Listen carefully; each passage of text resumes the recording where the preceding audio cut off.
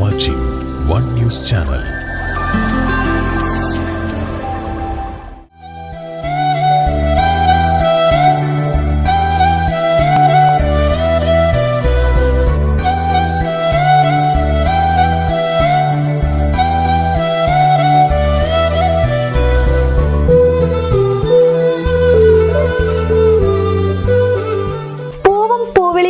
ഓണം ഇങ്ങെത്തി. One News ചാനലിന്റെ എല്ലാ പ്രിയ പ്രേക്ഷകർക്കും ഹൃദയം നിറഞ്ഞ ഓണാശംസകൾ. ഇന്ന് എൻ്റെ കൂടെ ഓണവിശേഷങ്ങൾ പങ്കുവെക്കാനായി എത്തിയിരിക്കുന്നത് ഒരു പിടി മികച്ച മലയാള സിനിമകളിലൂടെ നല്ല കഥാപാത്രങ്ങൾ കാഴ്ചവെച്ചിട്ടുള്ള മഞ്ജുഷ സജീഷാണ്. സ്വാഗതം.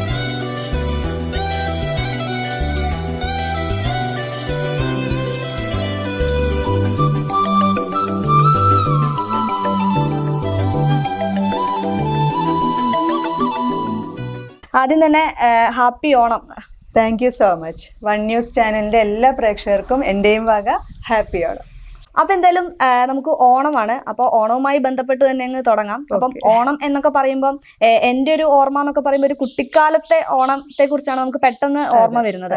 അപ്പോൾ മഞ്ജുഷയുടെ കുട്ടിക്കാലത്തെ ഓണവും ഓണത്തെ കുറിച്ചുള്ള ഓർമ്മകളൊക്കെ എന്തായിരുന്നു?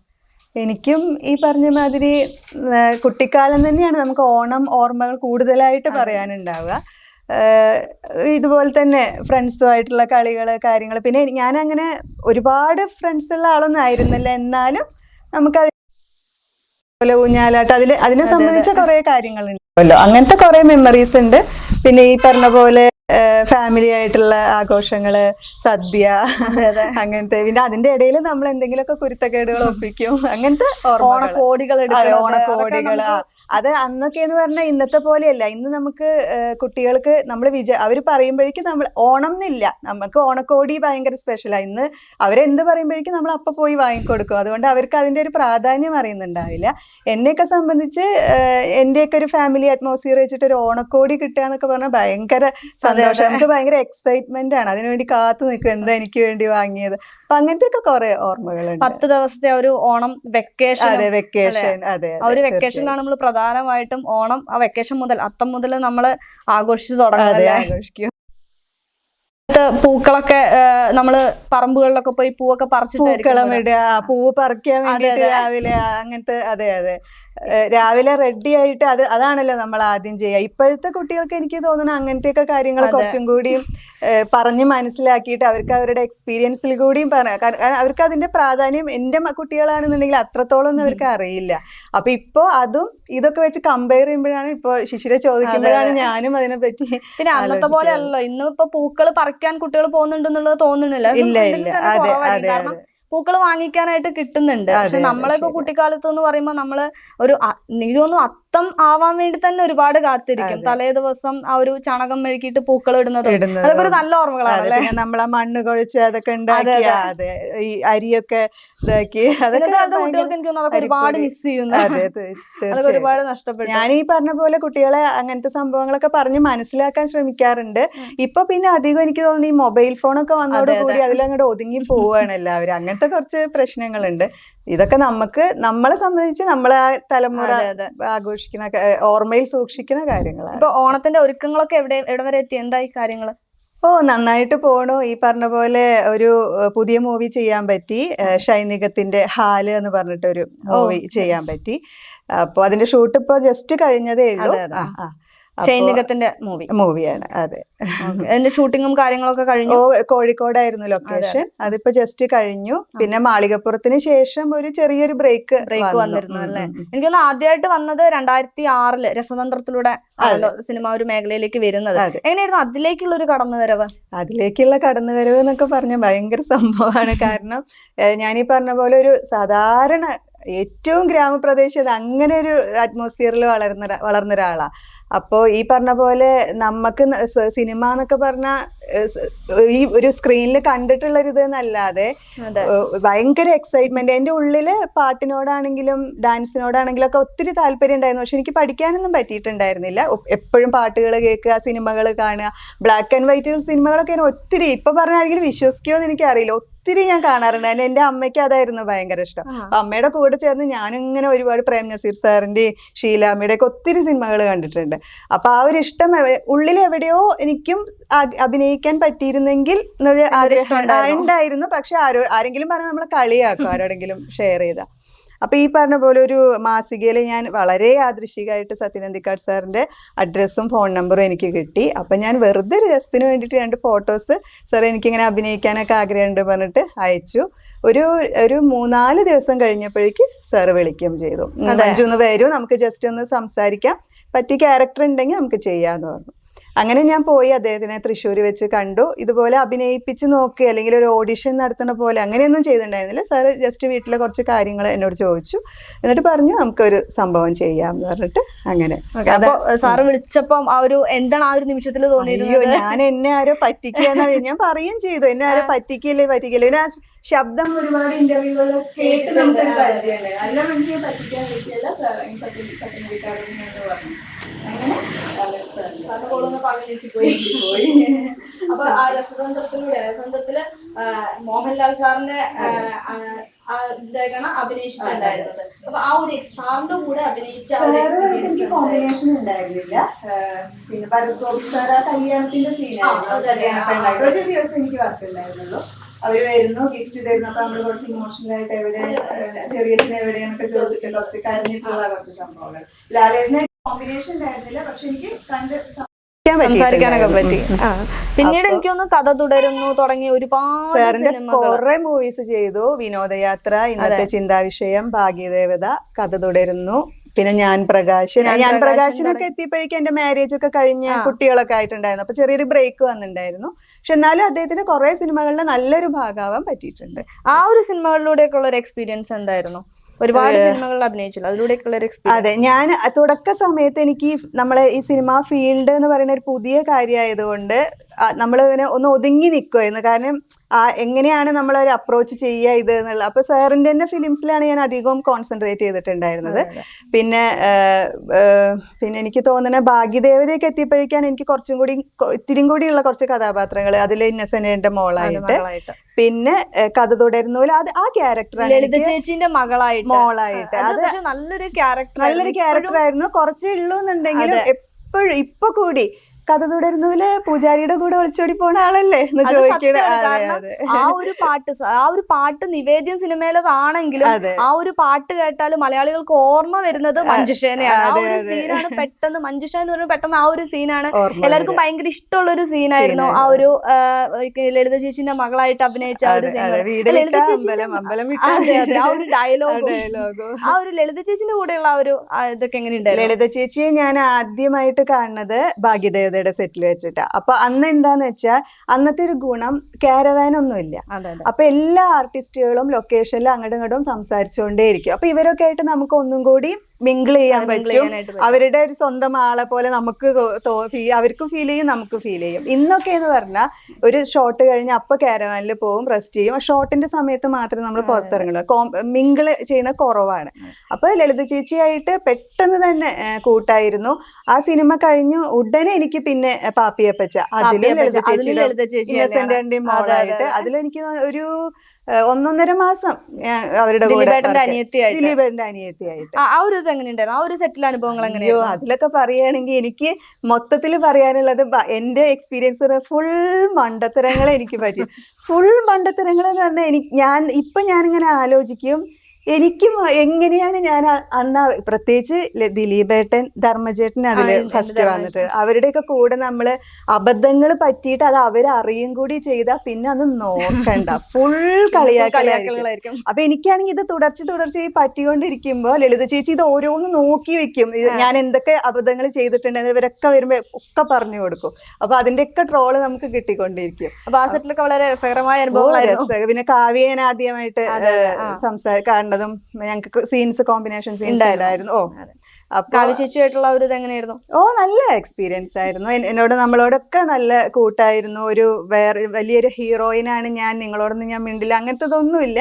എല്ലാവരുമായിട്ട് നല്ല ഈ കാരവാൻ ഇല്ലാത്തത് അന്ന് വലിയ ഗുണമായിരുന്നു. കാരണം സംസാരിക്കും, ഒരുമിച്ച് ഭക്ഷണം കഴിക്കും, അങ്ങനെയൊക്കെ. അന്നത്തെ കാലത്ത് ഇപ്പൊ പുതിയൊരു ഇതിലേക്ക് അല്ലെങ്കിൽ മാളികപ്പുറം ഇപ്പൊ ഈ അടുത്ത ഷൈനികത്തിന്റെ കൂടെ ഉള്ള ആ ഒരു സിനിമ ഇതിലേക്ക് വരുമ്പോ എന്ത് വ്യത്യാസമാണ് തോന്നുന്നത്? എനിക്ക് ടെക്നിക്കലി ഇപ്പൊ അന്നത്തെക്കാളൊക്കെ ഒത്തിരി സിനിമകളില് മാറ്റങ്ങൾ വന്നിട്ടുണ്ട്.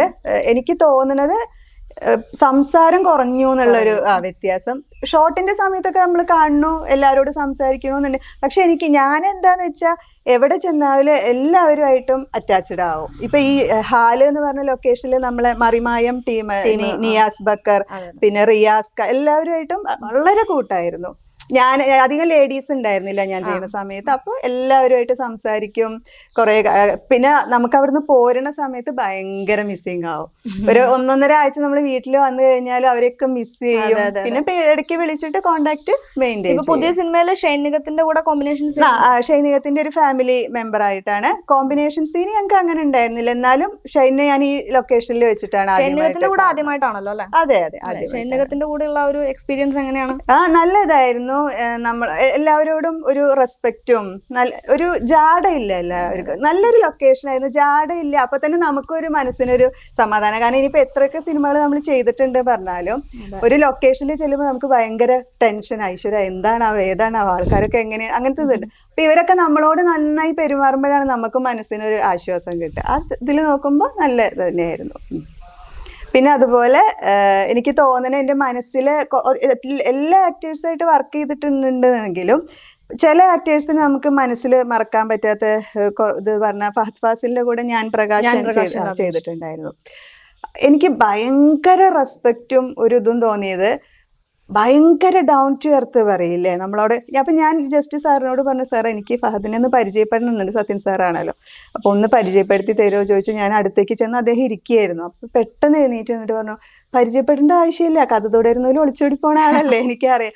അപ്പൊ അത് എന്നെ പോലെ ഞാൻ ഒരുപാട് സിനിമകളൊന്നും ചെയ്തിട്ടുള്ള ആളല്ല, പക്ഷെ നമ്മളെ സംബന്ധിച്ച് അദ്ദേഹത്തിനെ പോലെ ഒരു ഗ്രേറ്റ് ആക്ടർ നമ്മളോട് അങ്ങനെ പറയുമ്പോൾ എന്നെ ഓർത്തിരിക്കുന്നുണ്ടല്ലോ ഇത്രയും വർഷമായിട്ട്. അദ്ദേഹത്തിനെ പോലെ ഒരാളെ കൊണ്ട് നമ്മൾ തിരിച്ചറിയപ്പെടുക എന്ന് പറയുന്നത് എനിക്ക് വലിയൊരു അവാർഡ് കിട്ടുന്ന പോലെയാണ് തോന്നിയത്. അതെ, അതാണ് പറഞ്ഞത്, മഞ്ജുഷയെ അറിയാത്ത മലയാളികൾ ഇല്ല. കാരണം അത് ഒരുപാട് സിനിമകളുടെ ഭാഗമായിട്ടുണ്ട്. അതും സത്യൻ സാറിന്റെ തന്നെയാണെന്ന് തോന്നുന്നു. എനിക്ക് കൂടുതലായിട്ടും സത്യനന്ദിക സാറിന്റെ തന്നെയാണ് കൂടുതലായിട്ടും അഭിനയിച്ചിട്ടുള്ള ആ ഒരു ഗ്രാമീണ തനിമയും ഇതെല്ലാമുള്ള ഒരു സിനിമകളിലാണ് ഒരുപാടായിട്ട് അഭിനയിച്ചിട്ടുള്ളത്.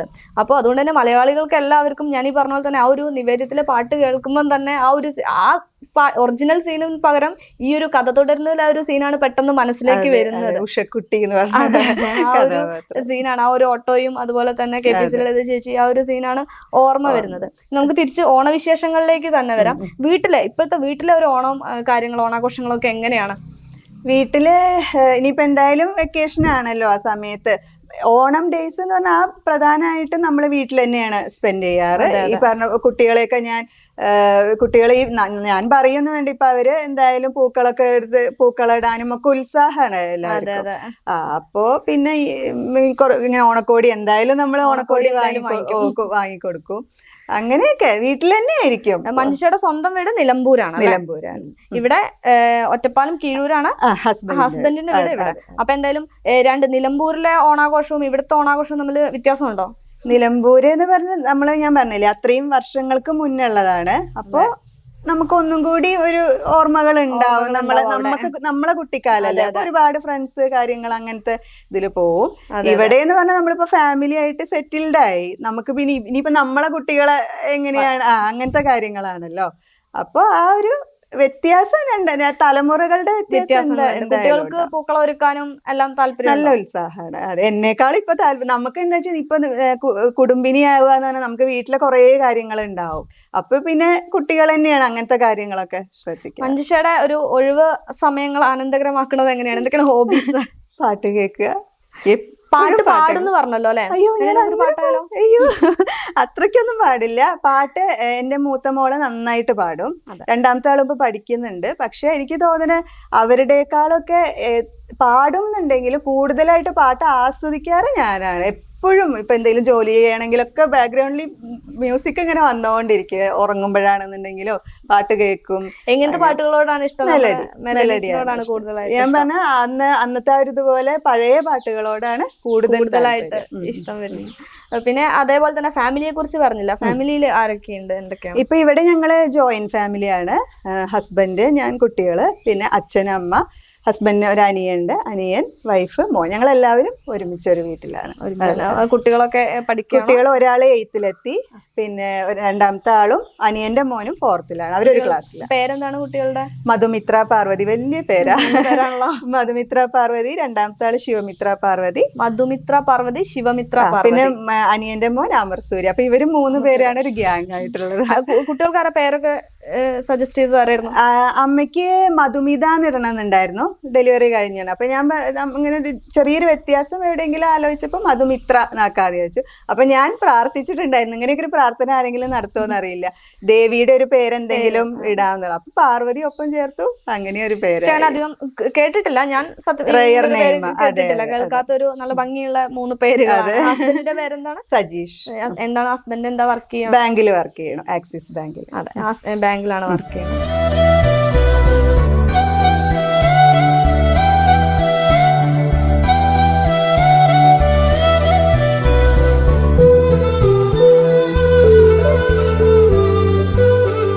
അപ്പൊ നമുക്ക് വീണ്ടും ഓണവിശേഷങ്ങളിലേക്ക് തന്നെ തിരിച്ചു വരാം.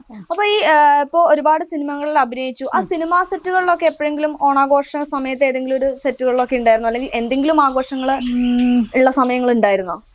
ഓണം ഇല്ല, ഓണം ആഘോഷമായിട്ട് ഉണ്ടായിട്ടില്ല. മറ്റെന്തെങ്കിലും വേറെ ഈ പുതുവർഷം അങ്ങനെയൊക്കെ ആഘോഷിക്കും. അതൊക്കെ എങ്ങനെയായിരുന്നു സെറ്റിലെ ഒരു ആഘോഷങ്ങളൊക്കെ? അത് എനിക്ക് തോന്നുന്നു പാപ്പിയപ്പച്ച ചെയ്യണ സമയത്തായിരുന്നു. ഇതുപോലെ എല്ലാവരെയും വിളിച്ചിട്ട് ഞങ്ങക്ക് ഒരുമിച്ച് ആഘോഷം, പിന്നെ പാട്ട് പാടുക, ഒത്തിരി കാര്യങ്ങൾ ഉണ്ടായിരുന്നു. ദിലീപേട്ടൻ, കാവ്യ, എല്ലാവരും ഉണ്ടായിരുന്നു. അതൊക്കെ നല്ല നല്ല ഓർമ്മകൾ. ഈ ഓർമ്മകൾ എന്ന് പറഞ്ഞാൽ ഒരുപാടുണ്ട്. ഇപ്പൊ അങ്ങനെ നോക്കുകയാണെന്നുണ്ടെങ്കിൽ ഇപ്പോ ഭാഗ്യദേവത ചെയ്യുന്ന സമയത്ത് ജയറാമേട്ടനായിരുന്നു. ജയറാമേട്ടന് ആലപ്പുഴ വെച്ചിട്ടായിരുന്നു അതിന്റെ ഷൂട്ടും കാര്യങ്ങളൊക്കെ. അപ്പൊ അദ്ദേഹത്തിന് ഹൗസ് ബോട്ട് ഉണ്ട്. അപ്പൊ ഒരു ദിവസം ഞങ്ങൾ ആർട്ടിസ്റ്റുകളെ എല്ലാവരെയും കൂട്ടിയിട്ട് അദ്ദേഹം ഇങ്ങനെ പോവും ചെയ്ത് ഞങ്ങൾക്ക് ഒരു ദിവസത്തെ ഭക്ഷണം. അത് ഹൗസ് ബോട്ട് എന്നൊക്കെ പറഞ്ഞാൽ നമ്മളൊന്നും സ്വപ്നത്തിൽ പോലും നമ്മൾ വിചാരിക്കണില്ലല്ലോ അങ്ങനെയൊക്കെ പോകാൻ പറ്റുന്നത്. അപ്പൊ അതൊക്കെ നല്ല. പിന്നെ അത് ഇപ്പൊ ആക്ടിങ് നമ്മളൊരു ഷോട്ടിന്റെ സമയത്താണെന്നുണ്ടെങ്കിലും ഇപ്പൊ നമ്മളിങ്ങനെ ഇരിക്കുകയാണെന്നുണ്ടെങ്കിൽ ഒരു ആർട്ടിസ്റ്റിനെ പോലെ ഒന്നല്ല, ഡി ഇവിടെ വാടി എന്ന് പറയൂ, നീ ആ ഡയലോഗ് എന്ന് പറഞ്ഞ് നമുക്കൊന്ന് പ്രാക്ടീസ് ചെയ്ത് നോക്കാം. അപ്പൊ നമുക്ക് പേടിയില്ല. നമ്മള് ഒന്നാമത് അന്നത്തെ കാലത്ത് നമുക്ക് ഇതിന്റെ ഒന്നും സീരിയസ്നെസ് അറിയില്ല. എന്തോ ഒരു ഇതിന് പോകണു, അവരൊക്കെ പറയണ എന്തൊക്കെയോ ചെയ്യണോന്നല്ലാതെ. പിന്നെ അതിനൊക്കെ എനിക്ക് ഒത്തിരി വഴക്കം കിട്ടിയിട്ടുണ്ട് കേട്ടോ. ഈ പാപ്പിയെപ്പച്ച ചെയ്യണ സമയത്ത് നമ്മളിതൊന്നും സീരിയസ് ആയിട്ട് എടുക്കണില്ല. അഭിനയം എന്താണ്, ഒരു ക്യാരക്ടർ കിട്ടുമ്പോൾ അത് ഭയങ്കര സീരിയസ് ആയിട്ട് നമ്മൾ അതിനെ അപ്രോച്ച് ചെയ്യണം, അങ്ങനത്തതൊന്നുമില്ല. ഒന്നാമത് മെച്ചുവേർഡ് ആയി വരുന്നേ ഉള്ളൂ. അപ്പൊ ഒരു പ്രാവശ്യം ഇതുപോലെ കുറെ ടേക്ക് പോയപ്പോ ദിലീപേട്ടൻ വിളിച്ചിട്ട് നീ ആ മോണിറ്ററിലേക്ക് ഒന്ന് നോക്കുമ്പോ ഞാൻ വളരെ ചെയ്തൊക്കെ ബോറാണ്, എനിക്ക് മനസ്സിലായി ഇങ്ങനെയാണോ ചെയ്യുക, അപ്പൊ നമ്മൾ ഇന്ന സിറ്റുവേഷൻ വരുമ്പോ നമ്മളെ മുഖത്ത് എന്താ അതിന്റെ എക്സ്പ്രഷൻ, അങ്ങനെയൊക്കെ പറഞ്ഞ് മനസ്സിലാക്കി തരും. ശരിക്കും ഇപ്പോഴാണ് നമുക്ക് അതിന്റെയൊക്കെ ഒരു വാല്യൂ എന്താണ്, അതെ അതൊരു നല്ല ക്യാരക്ടർ കിട്ടിയാൽ നമ്മൾ എങ്ങനെയാണ് അത് ഇത്രയും നന്നായിട്ട് ചെയ്യേണ്ടതെന്നുള്ളതിന്റെ പ്രാധാന്യം മനസ്സിലാവണത് ഇപ്പോഴാണ് മാത്രം. എപ്പോഴെങ്കിലും സംവിധായകരോട് വഴക്ക് കേട്ടിട്ടുണ്ടോ? സെറ്റിൽ വെച്ചിട്ട് അഭിനയിച്ചതിൽ എന്തെങ്കിലും മിസ്റ്റേക്ക്, അങ്ങനെ എന്തെങ്കിലും വഴക്ക് കേട്ടിട്ടുണ്ടോ? ഇല്ല, വഴക്കുകളായിട്ട് അങ്ങനെ കേട്ടിട്ടില്ല. ഇല്ല. ഇപ്പൊ നമ്മളിപ്പോ എന്തെങ്കിലും ഷോട്ടിൽ നമ്മളെ ഭാഗത്തുനിന്ന് മിസ്റ്റേക്ക് ഒന്നും വന്നില്ല എന്നുണ്ടെങ്കിലും ഓപ്പോസിറ്റ് നിൽക്കുന്ന ആൾക്കാർ ആർട്ടിസ്റ്റുകൾ എന്തെങ്കിലും ചെറിയ പ്രശ്നങ്ങൾ വന്നാൽ ഷോട്ട് ഇതായി പോവല്ലോ. അല്ലാതെ എനിക്ക് അങ്ങനെ ഭയങ്കര വഴക്ക് കേട്ട സംഭവങ്ങളൊന്നും ഉണ്ടായിട്ടില്ല. ഇതുപോലെയൊക്കെ നമ്മൾ ശാസിക്കും. ഇപ്പൊ ദിലീപേട്ടനൊക്കെ ആണെന്നുണ്ടെങ്കിൽ പറയുമ്പോ നമുക്ക് ചെറിയൊരു വിഷമം വരുന്നുണ്ടെങ്കിൽ അവരത് അപ്പോഴേ മറന്നിട്ടുണ്ടാവും, അവര് വേറെ കാര്യങ്ങളിലേക്ക് പോകും. നമ്മളെ മനസ്സിലാണ് അതുണ്ടാവും. പക്ഷെ പിന്നെ കുഴപ്പമൊന്നും ഉണ്ടായിരുന്നില്ല, മൊത്തത്തിൽ നല്ല എക്സ്പീരിയൻസ്. രസതന്ത്രത്തിലേക്ക് അഭിനയിക്കാനായിട്ട് അവസരം കിട്ടിയപ്പോ അന്ന് എത്രാം ക്ലാസ്സിലായിരുന്നു പഠിക്കുന്നതൊക്കെ? അന്ന് ഞാൻ +2 ഒക്കെ കഴിഞ്ഞ് നിൽക്കുന്ന സമയമായിരുന്നു. അപ്പൊ ഫസ്റ്റ് ടൈം ഇപ്പോ രസതന്ത്രത്തിൽ അഭിനയിച്ചു, തിരികെ സ്കൂളിലേക്ക് പോയപ്പോ ഫ്രണ്ട്സിന്റെ, അധ്യാപകരുടെ, അവരുടെ ഒക്കെ ഒരു റെസ്പോൺസ്? +2 കഴിഞ്ഞിട്ടുണ്ടായിരുന്നല്ലോ. പിന്നെ ഈ പറഞ്ഞ പോലെ ഞാൻ ഡിഗ്രി ഒക്കെ പ്രൈവറ്റ് ആയിട്ടാണ് പഠിച്ചത്. അതുകൊണ്ട് കൂടുതലായിട്ട് ഫ്രണ്ട്സുമായിട്ട് മിങ്കിൾ ചെയ്യാനുള്ള ഒരു ഇതൊന്നും ഉണ്ടായില്ല. നാട്ടിലുള്ള ആളുകൾക്ക് ഭയങ്കര ഒരു വളരെ സന്തോഷം. നാട്ടിൽ നിന്ന് സന്തോഷമാണ്. ഒരാള് സിനിമാ മേഖലയിലേക്ക് പോകുന്നു വരുമ്പോ അവരുടെ ഒരു റെസ്പോണ്ട് എങ്ങനെയായിരുന്നു? ഈ താരങ്ങൾ എന്ന് പറയുമ്പോൾ എല്ലാവർക്കും അറിയാൻ താല്പര്യം ഉണ്ടാവില്ല. അപ്പൊ അവരെങ്ങനെ ഇവരെങ്ങനെ അവരെയൊക്കെ നേരിട്ട് കണ്ടിട്ടുണ്ടല്ലേ, അയ്യോ എന്ത് ഭാഗ്യല്ലേ അങ്ങനെയൊക്കെ പറയും. പിന്നെ കല്യാണം കഴിഞ്ഞ് ഞാൻ ഇവിടെ വന്ന സമയത്ത് ഞാൻ രാവിലെ ഇങ്ങനെ എന്തോ ജോലി ചെയ്യായിരുന്നു, വന്ന ഉടനെയാ. അപ്പൊ ഞങ്ങൾ വീടിന്റെ തൊട്ട് മുന്നിൽ ഇവിടെ ഒരു സ്കൂളുണ്ട്, അവിടെ ചെറിയൊരു പയ്യൻ വന്നിട്ട് ഹേയ് ചേച്ചി ചേച്ചി വിളിക്കും. അപ്പൊ ഞാൻ എന്നെ ദിലീപേട്ടുണ്ടോ ഇവിടെ? ഇല്ല, ഇത് ദിലീപേട്ടന്റെ വീടല്ലല്ലോ. അല്ല ചേച്ചി ദിലീപേട്ടന്റെ അനിയത്തിയല്ലേ? അപ്പൊ അവരുടെയൊക്കെ മനസ്സിൽ അങ്ങനെ അറിയില്ലല്ലോ, അങ്ങനത്തെ എക്സ്പീരിയൻസ് ഉണ്ടാവാറുണ്ട്. പിന്നെ പലരും തിരിച്ചറിയാറുണ്ട്. ചിലപ്പോ ഞാൻ ഈ ഇടയ്ക്ക് ഞാൻ ജോബുമായിട്ട് പോയിട്ടുണ്ടായിരുന്നു. ഫിലിമിൽ നിന്ന് ഒരു ചെറിയൊരു ബ്രേക്ക് എടുത്തിട്ടുണ്ടായിരുന്നു. 3 വർഷത്തോളം ഞാൻ ജോലിക്ക് പോയിട്ടുണ്ടായിരുന്നു. ആ സമയത്തൊക്കെ നമ്മൾ ഈ ഫിലിമിൽ അഭിനയിച്ച ആളാണെന്ന് നമ്മൾ അതൊക്കെ മറക്കും. നമ്മള് രാവിലെ എണീക്കണോ, വേഗം റെഡി ആവണോ, ഏതെങ്കിലും ഒരു ഡ്രസ്സ് ജോലിക്ക് അപ്പൊ ഈ ആർട്ടിസ്റ്റ് എന്ന് പറയുമ്പോ ആൾക്കാർ നമ്മൾ നോക്കി കാണുന്നത് നല്ല വെൽ ഡ്രസ്ഡ് ആയിട്ട് അങ്ങനെയൊക്കെ ആയിരിക്കും. അപ്പൊ ഞാൻ ഈ ബസ് സ്റ്റോപ്പിലൊക്കെ എങ്ങനെയെങ്കിലും ഒട്ടും നന്നല്ലാത്ത വേഷമൊക്കെ ആയിട്ടായിരിക്കും ഞാനൊന്നും ശ്രദ്ധിക്കാറില്ല ഒന്നാമത്. അപ്പൊ ആൾക്കാർ വന്നിട്ട് ഒന്ന് മുഖത്തേക്ക് നോക്കും, അപ്പൊ നമ്മളിങ്ങനെ നോക്കും. അത് കഴിഞ്ഞിട്ട് വീണ്ടും അവർക്ക് എന്തെങ്കിലും സംശയം തോന്നും, അപ്പൊ അവരിങ്ങനെ ഒപ്പം നിൽക്കുന്ന എവിടെയോ കണ്ടിട്ടുണ്ടല്ലോ. എന്നിട്ട് എന്നോട് ഒരു പ്രാവശ്യം വന്ന് ചോദിക്കാൻ ചെയ്തു, ചേച്ചി ദിലീപ് പാപ്പിയപ്പച്ച അതിലെ. അപ്പൊ ഞാൻ എന്റെ സ്വയം എന്റെ വേഷം തന്നല്ലാത്തോണ്ട് ഞാൻ അതൊക്കെ ഭയങ്കര ഈ അല്ല ഞാനല്ലല്ലോ. അപ്പൊ എന്റെ കൂടെ വർക്ക് ചെയ്യണ കുട്ടി ഉണ്ടാവും കൂടെ, അവള് പറയും ചേച്ചി നിന്നെ നുണ പറയാൻ നിക്കണേ ചോദിക്കും. അപ്പൊ എന്റെ വേഷം കണ്ടില്ലേ? അല്ലാതെ എന്നെ പോലെ ഇരിക്കണ വേറൊരു അങ്ങനെയൊക്കെ നുണകൾ പറയുന്ന കുറെ എക്സ്പീരിയൻസ് ഉണ്ട്. പക്ഷെ ഇപ്പൊ ഞാൻ കുറെയൊക്കെ ശ്രദ്ധിക്കും. ഇപ്പോഴാണ് ഞാൻ ശ്രദ്ധിക്കാൻ തുടങ്ങി. പുറത്തൊക്കെ പോകുമ്പോ കുറച്ച് നല്ലതിൽ പോകണം എന്നോ അന്നൊന്നും ഒട്ടൊന്നുമില്ല. അങ്ങനത്തെ ആളുകളുടെ മനസ്സിൽ ആ ഒരു അഭിനയിച്ചുള്ള കഥാപാത്രങ്ങളായിരിക്കും കൂടുതൽ. അതെ, പിന്നെ ഒരു ഫിലിമിലെ ഒരാള് ഒരു ആർട്ടിസ്റ്റ് എന്നൊക്കെ പറയുമ്പോൾ മറ്റുള്ളവർ നോക്കി കാണുന്ന ഒരു ഇതുണ്ട്. നമ്മൾ അതൊട്ടും ശ്രദ്ധിക്കാതെ വരിക എന്ന് പറഞ്ഞാൽ. അപ്പൊ ഇപ്പൊ ഞാൻ കുറെ അങ്ങനത്തെ കാര്യങ്ങളൊക്കെ ശ്രദ്ധിക്കാറുണ്ട്. ഇപ്പൊ ആരെങ്കിലും ചോദിക്കുമ്പോ അല്ല പറയാറുണ്ട്? ഇല്ല ഇപ്പൊ പറയാറില്ല. ഇപ്പൊ ഞാൻ കോൺഫിഡൻസോട് കൂടി, ഇപ്പൊ ഞാൻ ഒരുപാട് പടങ്ങൾ ചെയ്യുന്ന ആളല്ല എന്നുണ്ടെങ്കിലും കോൺഫിഡൻസോട് കൂടി യെസ് ഞാനൊരു ആർട്ടിസ്റ്റ് ആണ് എന്ന് പറയാറുണ്ട്. ഒരു 3 വർഷത്തെ ബ്രേക്കിന് ശേഷം പിന്നെ അഭിനയിച്ച ഒരു സിനിമ, പിന്നെ ഇടയ്ക്ക് ഞാൻ പ്രകാശം ചെയ്തിരുന്നു. പിന്നെയാണ് മാളികപ്പുറത്തിലേക്കുള്ള ഒരു എൻട്രി എങ്ങനെയായിരുന്നു? അത് ഞാൻ ഫിലിം ഒന്നും ചെയ്യാതിരിക്കുന്ന സമയത്ത് ഇതുപോലെ അതിന്റെ പ്രൊഡക്ഷൻ കൺട്രോളർ സഞ്ജയ് പടിയൂർ, അദ്ദേഹം എന്തോ ഒരു സ്റ്റാറ്റസ് എന്തോ ആ ഫിലിം അദ്ദേഹം ചെയ്തുകൊണ്ടിരിക്കുമ്പോ ഉണ്ണിയുടെ കൂടെ ഉള്ള എന്തോ ഫോട്ടോ ഇട്ടപ്പോ ഞാൻ സഞ്ജയ് ഇതെന്താ സംഭവം, പുതിയ മൂവിയാണോ? അതേ മാളികപ്പുറം. അപ്പോഴാണ് അതിൽ പെട്ടെന്ന് പിറ്റേ ദിവസം അവർക്ക് ഇങ്ങനെ ഒരു ആർട്ടിസ്റ്റിന് ആവശ്യം വന്നു. അപ്പൊ സഞ്ജയ് മഞ്ജു ഇന്നലെ സംസാരിച്ചില്ലേ, നമുക്ക് മഞ്ജുവിനെ വിളിച്ചാലോ? അങ്ങനെ ഡിസ്കഷൻ വന്നു, അങ്ങനെ പെട്ടെന്ന് വിളിച്ചതാണ് കേട്ടോ. മാളികപ്പുറം സെറ്റിലെ ആ ഒരു അനുഭവം എങ്ങനെയായിരുന്നു? പത്തനംതിട്ട ആയിരുന്നു ലൊക്കേഷൻ. അതെ, ഇവിടുന്ന് ഒരുപാട് ദൂരെയാണല്ലോ. അപ്പോ മൊത്തം എനിക്ക് തോന്നുന്നു കുറച്ച് ദിവസം ഞങ്ങൾക്ക് ഷൂട്ട് ഉണ്ടായിരുന്നില്ല. പക്ഷെ വീട്ടിൽ വന്ന് തിരിച്ചു പോരാനുള്ള ഒരു ഗ്യാപ്പ് ഒന്നും ഇല്ലാത്തതുകൊണ്ട് അവിടെ തന്നെ സ്റ്റേ ചെയ്യേണ്ടി വന്നു. അങ്ങനെയാണ് നോക്കുകയാണെങ്കിൽ ഒരു 30 ദിവസത്തോളം അവിടെ നിന്നിട്ടുണ്ടാവും. അപ്പോ എനിക്ക് മാളികപ്പുറം ഭയങ്കര നമ്മളെ ഹൃദയത്തിനോട് ചേർത്ത് നിർത്തുക. കാരണം ഒത്തിരി റിലേഷൻഷിപ്പുകൾ എനിക്ക് ആ മൂവിയിലൂടെ കിട്ടിയിട്ടുണ്ട്. പേഴ്സണലി നമുക്ക് ഒത്തിരി ഫ്രണ്ട്സിനെ കിട്ടി. ഇപ്പോ ദേവനന്ദ മോളും പിന്നെ അതുപോലെ പീയൂഷ് മോനാണെന്നുണ്ടെങ്കിലും അവരുടെയൊക്കെ ഫാമിലി ആണെന്നുണ്ടെങ്കിലും സ്ക്രിപ്റ്റ് റൈറ്റർ അഭിലാഷ് ഏട്ടൻ, പിന്നെ നമ്മളെ നാട്ടുകാരൻ തന്നെയാണ് ഉണ്ണിയെ ഞാൻ മുമ്പൊരു ഫിലിമിന്റെ കാറ്റും മഴയാണ് തോന്നുന്നത്, പുറത്തിറങ്ങിയിട്ടുണ്ടായിരുന്നില്ല ആ പടം. ആ പടത്തിൽ ഞാനൊരു ചെറിയ റോള് ചെയ്തിട്ടുണ്ടായിരുന്നു. അപ്പൊ അന്നാണ് ഉണ്ണിയെ അവിടെ വെച്ചിട്ടാണ് ആദ്യമായിട്ട് കാണുന്നത്. പക്ഷെ പിന്നെ കോണ്ടാക്ട് ഒന്നും ഉണ്ടായിരുന്നില്ല. ഇവിടെ വെച്ചിട്ടാണ് ഒന്നും കൂടി സംസാരിക്കാനും പിന്നെ ഞങ്ങൾക്ക് അതിനോട് തന്നെ സംബന്ധിച്ച് സക്സസ് സെലിബ്രേഷൻ ഉണ്ടായിരുന്നു. പിന്നെ അതുപോലെ ഗണേശോത്സവത്തിന് ഞങ്ങളെ മാളികപ്പുറം ടീം മൊത്തം ഒറ്റപ്പാലത്ത് വന്നിട്ട് ഞങ്ങളെല്ലാവരും കൂടി ഉണ്ണിയുടെ വീട്ടിൽ പോയിട്ടുണ്ടായിരുന്നു. അവരൊക്കെ ആയിട്ട് ഉണ്ണിയുടെ അച്ഛൻ അമ്മ എല്ലാവരും ആയിട്ട് മിങ്കിൾ ചെയ്യാൻ, അതൊക്കെ വലിയ കാര്യം തന്നെയാണ്. ഈ ജയറാമേട്ടനൊക്കെ സെറ്റിൽ എങ്ങനെയാണ്? ജയറാമേട്ടൻ ഞാൻ പറഞ്ഞില്ലേ ഭാഗ്യദേവതയിലാണ് ആദ്യമായിട്ട് കാണുന്നത്. അപ്പൊ നമുക്കിങ്ങനെ ഫസ്റ്റ് പുള്ളി ഇങ്ങനെ ലൊക്കേഷനിൽ ഇരിക്കുമ്പോൾ ആദ്യമായിട്ട് ഒന്ന് ചെന്ന് കണ്ട് എന്താ പറയുക, ഒരു എക്സൈറ്റ്മെന്റ് ആണല്ലോ. അപ്പൊ ഞാൻ ഇങ്ങനെ പരിങ്ങി നിൽക്കണ കണ്ടപ്പോൾ തന്നെ അതായത് എന്താ വിളിച്ചിട്ട് എനിക്ക് ഭയങ്കര ഇഷ്ടമാണ്, പാർവതി ചേച്ചിയും ഭയങ്കര ഇഷ്ടമാണ്, മോനെ എന്താ ചെയ്യണം, മോളെല്ലാം ചോദിച്ചു. എല്ലാം നല്ല, നമ്മളെ ജാടയൊന്നുമില്ല, നമ്മളോട് നല്ല രീതിയിൽ. അതെ.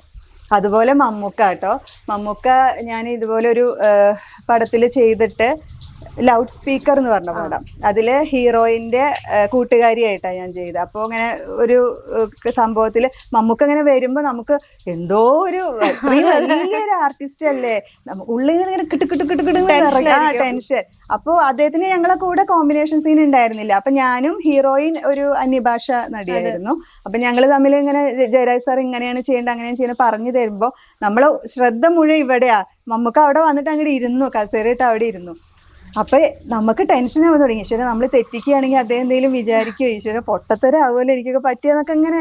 അപ്പൊ അദ്ദേഹം ഒരു ആവശ്യമില്ല അദ്ദേഹത്തിനൊന്നും. എൻ്റെ അടുത്ത് ഇങ്ങനെ വന്നിട്ട് പറഞ്ഞു എന്താ ഡയലോഗ്, അപ്പൊ നമ്മൾ ഇങ്ങനെയാ അത് ഇന്നമാതിരി ഒന്ന് ചെയ്ത് നോക്കൂ, അപ്പൊ ഇത്തിരിയും കൂടി നാച്ചുറൽ ആയിട്ട് തോന്നും, ഒന്നും കൂടി നന്നാവും. അതോടുകൂടി ഞാൻ പറഞ്ഞു തരും. അതെ അതെ. അപ്പൊ എല്ലാവരും പൊതുവെ ഒരു ഇത് നമുക്ക് ഭയങ്കര ജാടയാണ്, ഇത്തിരി നമുക്ക് പേടി തോന്നും. അങ്ങനെയൊന്നും ഇല്ല കേട്ടോ. പിന്നെ വേറെ കുറെ വർഷങ്ങൾ കഴിഞ്ഞിട്ടാണ് ഞാൻ അദ്ദേഹത്തിനോടൊപ്പം തന്നെ ഗ്യാങ്സ്റ്റർ എന്ന് പറഞ്ഞ ആഷിഖ് അബു അദ്ദേഹത്തിന്റെ മൂവി, അതില് ഒരു കോമ്പിനേഷൻ സീൻ ഇതുപോലെ ചെയ്യാൻ പറ്റി. ആ ഒരു എക്സ്പീരിയൻസ് എങ്ങനെയായിരുന്നു?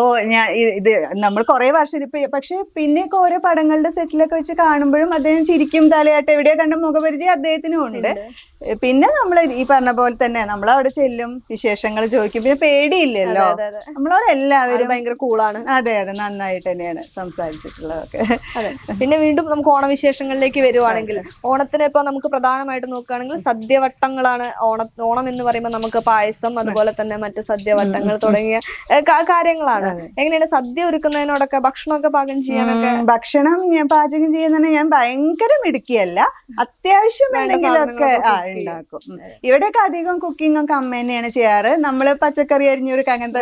എന്നാലും എന്തെങ്കിലുമൊക്കെ പെട്ടെന്ന് ഇപ്പൊ ഒരു ആവശ്യം വന്നാൽ പട്ടിണി എടുക്കൊന്നുമില്ല, അത്യാവശ്യം ഉണ്ടാക്കാൻ അറിയാം. ഉണ്ടാക്കിയതിൽ ഏറ്റവും ഇഷ്ടമുള്ള വിഭവം ഏതാണ്? ഉണ്ടാക്കിയതില് സാമ്പാർ എനിക്ക് ഒട്ടും ശരിയാവില്ല കേട്ടോ. അത് ഞാൻ എത്ര ഉണ്ടാക്കിയാലും ശരിയാവില്ല. അല്ലാതെ ഇപ്പൊ ഈ ഉപ്പേരികളൊക്കെ തോരനൊക്കെ ഉണ്ടല്ലോ, അത് ഞാൻ ഉണ്ടാക്കുന്നത് ഇവിടെ എല്ലാവർക്കും ഇഷ്ടമാണ്. പിന്നെ പായസം അറിയാം, അമ്മ ഉണ്ടാക്കി കണ്ടിട്ട് അറിയാം എങ്ങനെയാണ് ചെയ്യാന്നൊക്കെ ഉള്ളത്. അധികം എനിക്ക് തോന്നണ ഈ തോരനൊക്കെ ഉണ്ടാക്കണേലാണ് എനിക്ക് ചെറിയ ചെറിയ ഐറ്റംസ് താല്പര്യം.